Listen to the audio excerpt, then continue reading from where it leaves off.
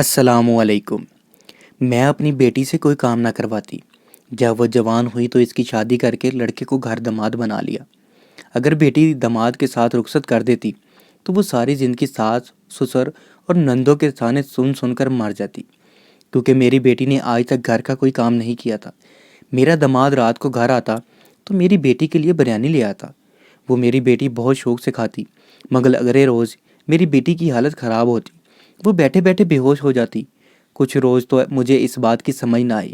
پھر ایک روز میں نے وہ بریانی بیٹی کو نہ کھلانی اور اٹھا کر کام والی ماسی کو دے دی، مگر اگلے روز کام والی ماسی روتی روتی آئی اور جھولیاں اٹھا کر مجھے بددعائیں دینے لگی۔ پھر جو بات ماسی نے مجھے بتائی، میرے تو پیروں تلے سے زمین نکل گئی، کیونکہ میرا نام ہمنا ہے۔ میری شادی کو 10 سال گزر چکے تھے، لیکن ہماری اولاد نہ تھی۔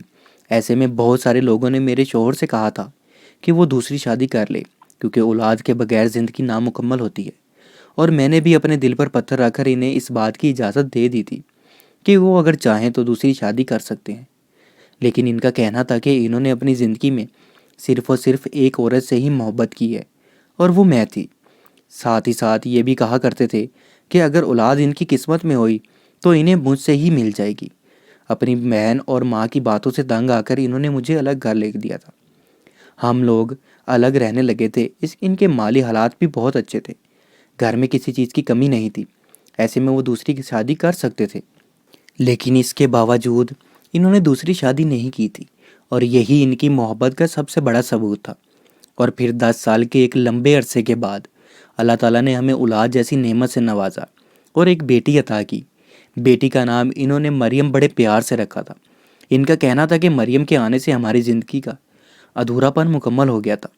مریم کے آنے سے ہمارے گھر میں خوشیاں بھر گئی تھیں۔ ہماری ایک ہی بیٹی تھی، اس لیے ہم اس کے سارے لاڈ اٹھایا کرتے تھے۔ میرے شوہر اس کی ہر بات اس کے منہ سے نکلنے سے پہلے پوری کر دیا کرتے تھے۔ مجھے اور اسے کبھی کسی چیز کی کمی نہیں آنے دیتے تھے۔ میری بیٹی میں ذرا غرور اور تکبر موجود نہیں تھا۔ وہ نہ ہی وہ ضدی اور بگڑی ہوئی تھی، بلکہ وہ تو بہت ہی معصوم اور پیاری تھی۔ وہ بڑی ہو گئی تھی، لیکن پھر بھی وہی بچپن والی معصومیت ابھی بھی اس میں موجود تھی۔ دیکھتے ہی دیکھتے میری بیٹی جوان ہو گئی تھی۔ اس وقت اس کی عمر 20 سال تھی۔ میں اس کی شادی جلد کرنا چاہتی تھی۔ اس کے لیے بہت سے رشتے خاندان میں سے بھی آئے تھے، لیکن میں اپنی بیٹی کی شادی ایسی جگہ کرنا چاہتی تھی جو لوگ ایسے ویسے ہی پیار کرتے جیسے اسے اس کا گھر ملا تھا، اور اس پر کسی چیز کا کوئی بوجھ نہ ڈالیں۔ کیونکہ جب میں شادی کر کے اپنے سسرال آئی تھی تو سسرال میں میرے اوپر بہت ساری ذمہ داریاں آ گئی تھیں۔ میری 3 نندیں ایسی تھیں جو ابھی غیر شدہ تھیں، اور 2 دیور تھے، اور مجھے پورا گھر اکیلے سنبھالنا پڑتا تھا، جبکہ میری بیٹی کو نہ تو کام کی عادت تھی اور نہ ہی اسے سخت رویوں لہجوں کی عادت تھی۔ ایسے میں اپنی بیٹی کی شادی کہیں بھی ایسی جگہ نہیں کرنا چاہتی تھی جہاں پر اسے بہت سارے لوگوں کو سنبھالنا پڑتا یا پھر محنت والا کام کرنا پڑتا۔ ہم لوگ گھر میں صرف 3 لوگ ہوتے تھے، اور ان 3 لوگوں کا کام بھی میں نے اپنی بیٹی کو کبھی کرنے نہیں دیا تھا۔ یا میں خود کام کر لیا کرتی، یا پھر گھر میں کام کرنے کے لیے ماسی موجود تھی۔ مریم نے آج تک اپنی پڑھائی کے علاوہ کوئی دوسرا کام نہیں کیا تھا۔ مجھے آج بھی اچھی طرح سے وہ دن یاد ہے جب ایک بار اس نے بڑے شوق سے کچن میں آ کر میری مدد کرنے کی کوشش کی تو اس پر اس کا ہاتھ جل گیا تھا۔ اس کی وجہ سے ہم بہت پریشان ہو گئے تھے۔ اس کے بعد میں نے کبھی اسے کچن میں آنے نہیں دیا تھا۔ اسے جو بھی چاہیے ہوتا میں خود سے بنا کر دیا کرتی تھی۔ مجھے معلوم تھا کہ یہ بات کہیں نہ کہیں اس کے لیے ٹھیک نہیں ہے، کیونکہ اس نے اپنا گھر سنبھالنا ہے۔ ایسے میں اسے گھرداری اچھے طریقے سے آنی چاہیے تھی، لیکن یہ ساری باتیں جاننے کے بعد بھی میں اسے ان چیزوں سے دور رکھتی تھی۔ میں اور اس کے بابا ہم دونوں اس کا بہت خیال رکھتے تھے۔ جب میں یہ سوچتی تھی کہ شادی کے بعد وہ ہمیں چھوڑ کر دوسرے گھر چلی جائے گی، ایسے میں میرا دل بند ہو جاتا تھا۔ بہت سوچنے کے بعد میں اس نتیجے پر پہنچی کہ کیوں نہ اپنی بیٹی کے لیے کسی ایسے لڑکے کو ڈھونڈ لوں جو کہ شادی کے بعد ہمارے ساتھ ہی اس گھر میں رہے۔ یہ بات سب سے زیادہ اچھی تھی۔ اگر ایسا ہو جاتا تو سارے مسئلے حل ہو جاتے، لیکن اب سب سے بڑی مشکل یہ تھی کہ ایسا لڑکا ملتا کہاں سے؟ جو بھی رشتے والے آتے وہ یہ بات سن کر انکار کر دیتے۔ وہ اپنے بیٹے کو گھر داماد بننے کی اجازت کبھی نہیں دیں گے۔ جب یہ بات میرے شوہر کو پتہ چلی تو تھوڑا سا ناراض ہوئے تھے۔ ان کا کہنا تھا کہ یہ کیسی شرط ہے، ایسے تو کوئی بھی ہماری بیٹی سے شادی کرنے کو تیار نہیں ہوگا۔ لیکن میں نے ان کو اس بات کا یقین دلایا تھا کہ دیکھیے گا ایک دن کوئی نہ کوئی اچھا انسان مان جائے گا اور ہماری بیٹی کی شادی ہو جائے گی۔ میرے شوہر نے کبھی بھی میری بات سے انکار نہیں کیا تھا۔ ان کو اس بات کا بھی اندازہ تھا کہ میں جو کر رہی تھی کچھ نہ کچھ سوچ کر ہی کر رہی تھی، اس لیے وہ اس سارے معاملے میں خاموش رہے۔ اور پھر اس طرح ایک روز رشتے والی نے مجھے ایک رشتہ بتایا۔ اس کا کہنا تھا کہ لڑکا اکیلا رہتا ہے اور اس کے آگے پیچھے کوئی نہیں ہے، ماں باپ کا کچھ عرصہ پہلے ہی انتقال ہو گیا تھا اور کوئی بہن بھائی بھی نہیں ہے۔ لڑکے کی اچھی نوکری بھی تھی اور اپنے گھر میں ہی وہ اکیلا رہتا تھا۔ مجھے یہ رشتہ ہر لحاظ سے اپنی بیٹی کے لیے ٹھیک لگا۔ میں نے یہی سوچا تھا کہ جب وہ وہاں پر اکیلا رہتا ہے تو میں اس کو اپنے گھر میں رہنے کے لیے آسانی سے راضی کر سکتی ہوں اور وہ ہمارے ساتھ خوشی خوشی رہنے پر تیار بھی ہو جائے گا۔ میں نے اس سے کہہ دیا تھا کہ وہ کوئی اچھا سا موقع دیکھ کر میری اس لڑکے سے ملاقات کروا دے۔ رشتے والی خاتون نے کہا کہ چھٹی والے دن وہ ہمیں اس لڑکے سے ملوا دے گی۔ میں نے اپنے شوہر سے بھی اس بارے میں بات کر لی تھی اور ہم نے اس لڑکے کو اپنے گھر بلا لیا تھا۔ دیکھنے میں وہ اچھا خاصا خوبصورت تھا، نوکری بھی اچھی تھی، ایسے میں تو وہ اپنی بیٹی کے لیے مجھے بہت پسند آیا تھا۔ مجھے یہ ایک سمجھدار اور سلجھا ہوا بھی معلوم ہوا تھا۔ میری بیٹی کے لیے کوئی ایسا انسان ہی مجھے چاہیے تھا۔ ہم سے مل کر وہ چلا گیا تھا۔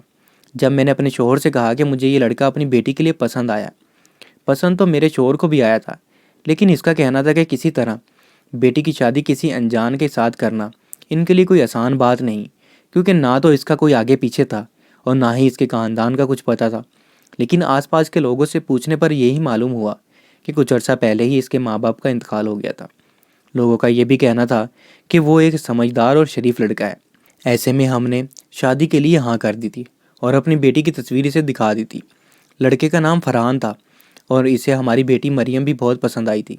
میری بیٹی دیکھنے میں ہی اتنی پیاری تھی کہ کوئی اسے انکار نہیں کر سکتا تھا۔ اپنے داماد سے میں نے پہلے ہی بات کر لی تھی کہ وہ شادی کے بعد ہمارے ساتھ ہی رہ سکتا ہے، کیونکہ اس کے گھر جا کر میری بیٹی اکیلی رہے گی۔ ہمارے گھر میں کسی چیز کی کمی نہ تھی۔ پہلے تو فرحان نے اس بات پر خاموشی اختیار کر لی، پھر کچھ سوچتے ہوئے اس نے ہماری خوشی کے لیے ہاں کر دی۔ اس کی فرما برداری سے ہی مجھے اندازہ ہو رہا تھا کہ وہ بہت ہی نیک دل انسان ہے۔ پھر اس طرح میری بیٹی کی شادی فرحان سے ہو گئی۔ ہم نے فرحان کو گھر داماد بنا کر رکھ لیا تھا، بلکہ یوں کہنا زیادہ اچھا ہوگا، وہ ہمارا داماد نہیں بیٹا تھا۔ ہم نے اسے بیٹا بنایا تھا اور وہ بھی ہمیں اپنے ماں باپ ہی سمجھنے لگا تھا۔ ہمارے گھر کے 2 حصے تھے، ایک نیچے والا جہاں ہم رہتے تھے اور ایک اوپر والا جو کرائے پر دیا ہوا تھا۔ لیکن اب بیٹی کی شادی ہو گئی تھی، ایسے میں ایک ہی حصے میں رہنا اچھا نہیں لگتا تھا۔ ایسے میں اس لیے ہم نے جو اوپر والا حصہ جو ہم نے کرائے پر دیا ہوا تھا اس کو خالی کروا کر اپنی بیٹی اور اس کے شوہر کو دے دیا۔ ہم لوگ کھانا وغیرہ ایک ساتھ ہی کھاتے تھے۔ ویسے بھی مریم سارا دن ہمارے ساتھ نیچے رہتی۔ اپنی بیٹی کی شادی کر کے اسے اپنے پاس رکھ کر میں بہت خوش تھی۔ مجھے اس بات کی تسلی بھی تھی کہ وہ میری آنکھوں کے سامنے ہے، میرا دل جب کرتا میں اسے دیکھ سکتی تھی۔ میرا داماد کا بھی رویہ اس کے ساتھ بہت نرم اور اچھا تھا۔ اس نے بھی کبھی اسے نہیں ڈانٹا تھا۔ گھر کے باقی کام صفائی ستھرائی کے لیے ماسی موجود تھی، وہی سبھی کام کیا کرتی تھی۔ کھانا وغیرہ میں خود بناتی تھی۔ میرا داماد نے کبھی بھی میری بیٹی کو اس بات پر نہیں ڈانٹا تھا کہ وہ اس کے لیے کھانا نہیں بناتی، بلکہ اس کا یہ کہنا تھا کہ وہ آہستہ آہستہ مریم سے سب کچھ سیکھ جائے گی۔ میرا داماد فرحان بھی میری بیٹی سے اتنی ہی محبت کرتا تھا جتنی کہ ہم دونوں میاں بیوی اپنی بیٹی سے کرتے تھے۔ وہ بھی مریم کا اتنا ہی خیال رکھتا تھا جتنا کہ ہم دونوں رکھتے تھے۔ مجھے اس بات کی بہت خوشی تھی کہ میری بیٹی کی زندگی میں ایسا انسان آیا تھا جو اسے وہی پیار محبت دے رہا تھا جس کی بچپن سے وہ عادی تھی۔ مجھے اب مریم کی طرف سے کوئی فکر نہیں تھی، میں اپنی بیٹی کی طرف سے بالکل بے فکر ہو گئی تھی۔ سب کچھ اچھا چل رہا تھا کہ اچانک سے ایسا ہونے لگا کہ میرا داماد رات کو دیر سے گھر آنے لگا۔ اس بات کا اندازہ مجھے ایسے ہوا کہ میری بیٹی نیچے ہی موجود ہوتی تھی جب تک وہ نہیں آ جاتا تھا، کیونکہ اسے اکیلے رہنے میں ڈر لگتا تھا۔ میرے داماد کے گھر آنے کے بعد ہی وہ اس کے ساتھ اوپر جایا کرتی تھی۔ یہ بات میں نے کچھ دنوں سے نوٹ کی تھی کہ وہ رات کو دیر سے گھر آنے لگا تھا، لیکن میں نے پوچھا نہیں تھا۔ شاید ہو سکتا ہے اس کے دفتر میں کام زیادہ ہوگا۔ مجھے لگا کہ شاید کچھ دنوں کی بات ہوگی اور اس کے بعد سب کچھ ٹھیک ہو جائے گا، لیکن ایسا کچھ نہیں ہوا تھا۔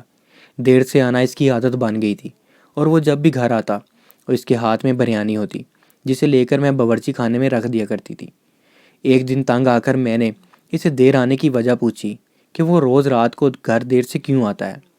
جب میرے سوال پر اس کا کہنا تھا کہ آج کل آفس میں کام بہت زیادہ ہے اور واپسی پر اس کو ایک بزرگ خاتون ملتی ہے جو اسے یہ بریانی دیتی ہے، میرے داماد کا کہنا تھا کہ اسی عورت سے کچھ باتیں کرنے میں بھی دیر ہو جاتی ہے۔ ایسی کون سی عورت تھی جو رات کے اس وقت فرحان کو بریانی دیا کرتی تھی اور اس سے کیوں ملا کرتی تھی؟ مجھے یہ بات کافی عجیب لگی تھی۔ میرا داماد روز دیر سے گھر آیا کرتا تھا اور ساتھ میں میری بیٹی کے لیے بریانی بھی لایا کرتا تھا۔ جبکہ گھر میں کھانے کی کوئی کمی نہیں تھی، میں بریانی کو اٹھا کر کچن میں رکھ دیا کرتی تھی۔ ایک دن اس طرح ہوا کہ میرا داماد گھر واپس آیا۔ اس نے وہ بریانی لا کر میری بیٹی کو پکڑا دی، مگر جیسے ہی میری بیٹی نے اس بریانی کا ایک چمچ کھایا وہ بے ہوش ہو گئی۔ اس کے اس طرح سے بے ہوش ہو جانے پر ہم سبھی لوگ پریشان ہو گئے تھے۔ کچھ دیر بعد میری بیٹی کو ہوش آ گیا، مگر ہمیں کچھ سمجھ نہیں آیا تھا۔ میں نے اپنے داماد سے کہا تھا کہ یہ بریانی آج کے بعد گھر نہ لائے، لیکن اس کا کہنا تھا کہ وہ بزرگ خاتون بڑے پیار سے اسے یہ بریانی دیا کرتی ہے، ایسے میں وہ اسے انکار نہیں کر سکتا۔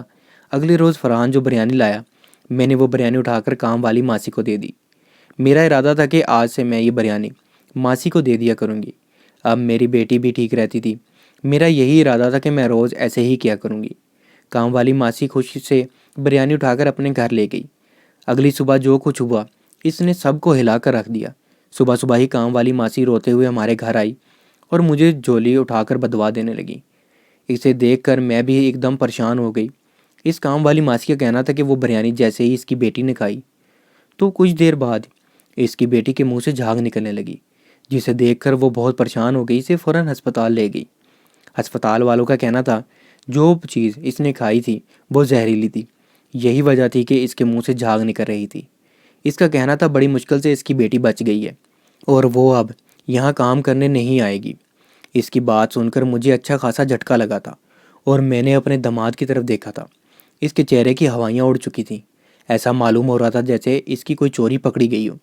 اس سے پہلے کہ میں اسے کچھ پوچھتی وہ خود ہی بول پڑا تھا۔ اس کا کہنا تھا کہ اسے کچھ نہیں پتہ، اسے تو وہ بزرگ خاتون وہ بریانی دیا کرتی تھی اور کہتی تھی کہ اسے گھر لے جاؤ، اور وہ ان کے احترام میں ان سے پکڑ لیا کرتا تھا اور گھر لے آتا تھا۔ اس کو نہیں پتہ تھا کہ بریانی میں کیا تھا اور کیا نہیں تھا۔ اس نے نہ کبھی خود کھائی تھی اور نہ ہی اسے اس چیز کا کچھ اندازہ تھا۔ ہو سکتا تھا کہ وہ سچ کہہ رہا ہو، لیکن پھر بھی مجھے کہیں نہ کہیں تو اس کی بات پر شک تھا۔ میں نے اور کچھ نہیں پوچھا تھا اس سے، اور صرف یہ کہا تھا کہ آج کے بعد وہ گھر میں یہ بریانی نہ لے کر آئے اور مجھے اس عورت کے بارے میں بتائے کہ وہ کون تھی جو اس کو یہ سب دیا کرتی تھی، جس پر اس کا کہنا تھا کہ وہ اسے نہیں جانتا اور نہ ہی اس سے پہلے اس نے کبھی اس عورت کو دیکھا ہے۔ وہ بس اس کو واپسی پر روز ملتی تھی اور پھر اسے وہ بریانی پکڑا دیا کرتی تھی جسے وہ بانٹ رہی ہوتی تھی۔ جانے کیوں مجھے اپنے داماد کی یہ ساری باتیں جھوٹ لگ رہی تھی، اس لیے میں نے سوچا تھا کہ میں آج رات اپنے داماد کا پیچھا کروں گی اور پتہ لگاؤں گی کہ وہ عورت کون تھی جو کہ زہریلی بریانی ہمارے گھر بھیج رہی تھی۔ اس کا مقصد کیا تھا اور وہ کیا چاہتی تھی؟ یا پھر ایسا بھی ہو سکتا تھا کہ ایسی کوئی عورت موجود ہی نہ ہو اور میرا داماد خود سے یہ سب کچھ کر رہا ہو۔ ہونے کو تو کچھ بھی ہو سکتا تھا۔ میں نے اپنے آج داماد کو پیچھا کرنے کا پکا ارادہ بنا لیا تھا۔ ساری باتوں کے بارے میں نے اپنے شوہر کو اور بیٹی کو کچھ نہیں بتایا تھا۔ میں نہیں چاہتی تھی وہ کسی بات کو لے کر پریشان ہو۔ کام والی ماسی کو میں نے پیسے دے کر خاموش کروا دیا تھا۔ اب مجھے ساری بات جاننی تھی کہ اس کے پیچھے وجہ کیا تھی۔ کہیں ایسا تو نہیں تھا کہ میری بیٹی کے حصے کا زہر ماسی کی بیٹی کے اندر چلا گیا تھا؟ ایسا بھی تو ہو سکتا تھا کہ جو زہر اس ماسی کی بیٹی نے کھایا تھا وہ کل کو میری بیٹی کو بھی دھوکے سے کھلایا جا سکتا تھا، اور میں ایسا ہرگز ہونے نہیں دے سکتی تھی۔ مجھے دنیا میں اگر کوئی چیز سب سے زیادہ عزیز تھی وہ مجھے اپنی بیٹی تھی۔ اس کی حفاظت کے لیے میں کچھ بھی کر سکتی تھی۔ اس لیے اس رات میں اپنے داماد کا پیچھا کرنے کے لیے گھر سے باہر نکلی اور اس راستے پر پہنچی جہاں وہ دفتر سے آیا جایا کرتا تھا۔ کچھ دور آ کر مجھے اپنا داماد کھڑا ہوا نظر آیا۔ وہ کسی بزرگ عورت کے بجائے کسی لڑکی سے باتیں کر رہا تھا۔ وہ اس لڑکی سے باتیں کرنے کے ساتھ ساتھ ہنس بھی رہا تھا۔ پھر اس لڑکی نے اپنے پرس میں سے کچھ نکال کر میرے داماد کو دیا۔ فرحان نے ہاتھ میں لے کر دیکھا اور پھر اسے اپنی جیب میں رکھ لیا تھا۔ دور ہونے کی وجہ سے مجھے ٹھیک سے نظر نہیں آ رہا تھا کہ وہ کیا چیز تھی، لیکن اتنا اندازہ مجھے ہو گیا تھا کہ وہ کوئی چھوٹا سا لفافہ تھا، اس میں کچھ موجود تھا۔ اس لڑکی سے ملنے کے بعد میرا داماد گھر آ گیا تھا۔ گھر آتے ہی اس نے میری بیٹی مریم کا مجھ سے پوچھا، جس پر میں نے اسے یہی بتایا کہ وہ سو رہی ہے۔ کچھ دن سے اس کی طبیعت کچھ ٹھیک نہیں تھی، ورنہ وہ کبھی بھی اس وقت نہیں سویا کرتی تھی۔ تبھی میرا داماد کھانا کھائے بغیر ہی سونے کے لیے چلا گیا تھا۔ لیکن اگلے روز وہ صبح کچن میں موجود تھا۔ وہ صبح سویرے کچن میں کیا کر رہا تھا، جبکہ آج سے پہلے تو میں نے اسے کبھی بھی ایسے نہیں دیکھا تھا۔ پہلے مجھے یہ لگتا تھا کہ شاید وہ پانی وغیرہ پینے آیا ہوگا۔ جب میری نظر کھڑکی سے کچن کے اندر گئی، جب میں نے دیکھا کہ میرا داماد دودھ کے گلاس میں وہی پیکٹ کھول کر ملا رہا تھا جو اس نے کل اس لڑکی سے لیا تھا۔ اس نے اپنی جیب سے پیکٹ نکالا تھا، اسے دودھ میں ملا کر حل کرنے لگا تھا اور اس گلاس کو اٹھا کر کچن سے باہر آ گیا تھا۔ اس کا مطلب یہی تھا کہ وہ ایک دودھ کمرے میں لے جا کر مریم کو دینے والا تھا۔ کیا اس میں زہر تو نہیں تھا؟ میں فوراً سے پہلے اس تک پہنچی تھی۔ میں نے دودھ اس کے ہاتھ سے چھین لیا تھا۔ یہ سب دیکھ کر وہ حیران رہ گیا۔ میں نے وہ دودھ اس سے لے کر دور پھینک دیا اور اس سے کہا کہ آج اس کی اصلیت میرے سامنے کھل گئی ہے۔ وہ میری بیٹی کی جان لینا چاہتا تھا، صرف اور صرف اس لڑکی کے لیے جس سے کل رات وہ مل کر آیا تھا۔ اسے میری کوئی بات سمجھ نہیں آئی تھی۔ پھر جب سمجھ آئی تو وہ خاموش ہو گیا۔ میں اس سے سوال پر سوال کیے جا رہی تھی، جبکہ وہ چپ چاپ کھڑا سب کچھ سن رہا تھا۔ جب میں بول چکی تو اس نے مجھے بتایا کہ جیسا میں سمجھ رہی ہوں ویسا کچھ بھی نہیں تھا۔ اس کا کہنا تھا کہ مجھے ایسا لگتا ہے کہ میں ان کی بیٹی کا دشمن ہوں، جبکہ یہ بات حقیقت تھی کہ دنیا میں اگر مریم سے اس کے ماں باپ کے علاوہ سب سے زیادہ محبت کوئی کرتا تھا تو وہ اس کا شوہر تھا۔ پھر میرے داماد نے بتایا کہ رات والی لڑکی اس کی دوست تھی جو اس کے ساتھ کالج میں پڑھا کرتی تھی۔ وہ ایک ڈاکٹر ہے۔ اس نے مریم کی طبیعت کے بارے میں اسے بتایا تھا کہ جس دن سے مریم نے 1 چمچ وہ بریانی کھائی تھی، اس دن سے اس کی طبیعت اکثر خراب رہتی تھی، اور وہ یہ بات ہمیں بتا کر مزید پریشان نہیں کرنا چاہتا تھا۔ اس لیے جب اس نے کہا کہ وہ مریم کے لیے کوئی دوائی دے گی جس سے وہ کچھ بہتر ہو جائے گی، اس کی ڈاکٹر دوست نے اسے یہ دوائیاں دی تھیں۔ میرے داماد کا کہنا تھا کہ وہ کوئی زہر نہیں تھا جو اس کو دے رہا تھا، بلکہ وہ اس کی بھلائی کے لیے ہی تھا۔ جہاں تک بات اس بزرگ عورت کی تھی تو اس سے وہ پہلے ہی خود نپٹ چکا تھا۔ داماد کا کہنا تھا کہ وہ بزرگ عورت اصل میں کوئی بزرگ نہیں تھی، بلکہ ایک بکاؤ اور دھوکے باز عورت تھی۔ وہ اسے راستے میں روک لیتی اور کہتی کہ میں بریانی بانٹ رہی ہوں، میرا بیٹا مرتے مرتے بچا ہے۔ میں نے منت مانگی تھی کہ بیٹا ٹھیک ہو گیا تو 10 دن مسلسل سڑک پر کھڑی ہو کر بریانی بانٹوں گی، اور وہ مجھے کہا کرتی تھی کہ یہ بریانی اپنے گھر لے جاؤ۔ لیکن جب اسے یہ بات معلوم ہوئی کہ وہ بریانی کھانے سے ہماری ماسی کی بیٹی ہسپتال پہنچ گئی تو اسی دن اس نے سوچ لیا تھا کہ وہ اس بزرگ عورت کا پردہ فاش کر کے رہے گا۔ اگلے دن جب وہ اسی جگہ پر دوبارہ ملی تو اس نے اسے ہاتھ سے پکڑ کر روک لیا، اور جب اسے پولیس اسٹیشن لے جایا گیا تو وہاں جا کر پتہ چلا کہ وہ عورت ایک لڑکی کے کہنے پر یہ کام کرتی تھی، اور وہ لڑکی میرے داماد کے دفتر میں کام کرنے والی ایک لڑکی تھی جو اسے پسند کرتی تھی، اس لیے وہ یہ سب کچھ کر رہی تھی۔ میرے داماد کا کہنا تھا کہ اس لڑکی نے اس سے شادی کا کہا تھا، مگر میرے داماد نے صاف منع کر دیا تھا۔ اس کا کہنا تھا کہ وہ شادی کر چکا ہے اور اپنی بیوی کے ساتھ کوئی دھوکہ نہیں کر سکتا۔ یہی وجہ تھی کہ وہ انکار کرنے پر بدلہ لینے پر آ گئی تھی۔ اس کا کہنا تھا کہ وہ ایسا بدلہ لے گئی کہ فرحان ساری زندگی یاد رکھے گا، اور اسی لیے اسے ایسا کیا تھا۔ وہ اس بریانی میں زہر ملا کر دیا کرتی تھی، مگر اب وہ لڑکی جیل میں سزا کاٹ رہی ہے۔ لیکن فرحان نے یہ بات گھر میں کسی کو نہیں بتائی تھی۔ وجہ یہ تھی کہ وہ نہیں چاہتا تھا کہ کوئی بھی اس کے بارے میں یہ سوچے کہ کہیں نہ کہیں اس کی بھی غلطی ہو سکتی ہے، کہ کوئی بھی لڑکی بنا کسی وجہ کے اتنا بڑا قدم نہیں اٹھاتی۔ فرحان کو اس بات کا ڈر تھا کہ ہم لوگ یہ سوچیں گے کہ کبھی شاید اس نے اپنی زندگی میں اس آفس والی لڑکی سے کوئی وعدے کیے ہوں، تبھی وہ اس کے پیچھے ہاتھ دھو کر پڑ گئی تھی، جبکہ اس کا کہنا تھا کہ ایسا کچھ بھی نہیں تھا۔ اس نے کبھی ایسا نہیں سوچا تھا کہ وہ صرف اور صرف میری بیٹی سے محبت کرتا تھا۔ آج مجھے یہ بات اچھی طرح سے سمجھ آ گئی تھی کہ بعض اوقات کچھ لوگ جس طرح سے نظر آتے ہیں ویسے نہیں ہوتے۔ ہم حقیقت کو جاننے کی کوشش نہیں کرتے اور اپنی طرف سے ان کی برائیاں خود سے ہی بنا لیتے ہیں، اور اس کی کوئی اچھائی ہمیں نظر نہیں آتی۔ لیکن ایسا بھی نہیں ہوتا کہ ہر انسان بھروسے کے قابل ہو۔ جب تک حقیقت آپ کے سامنے نہ ہو کوئی بھی فیصلہ نہ کریں۔ اس بات سے ہمیں یہ سبق ملتا ہے کہ ہمیں پوری سچائی ضرور جاننی چاہیے، کیونکہ حقیقت میں وہ راز چھپا ہوتا ہے جو بہت سے چہرے ہمارے سامنے واضح کر دیتا ہے اور بہت سے لوگوں کی حقیقت کھول دیتا ہے۔ اللہ حافظ۔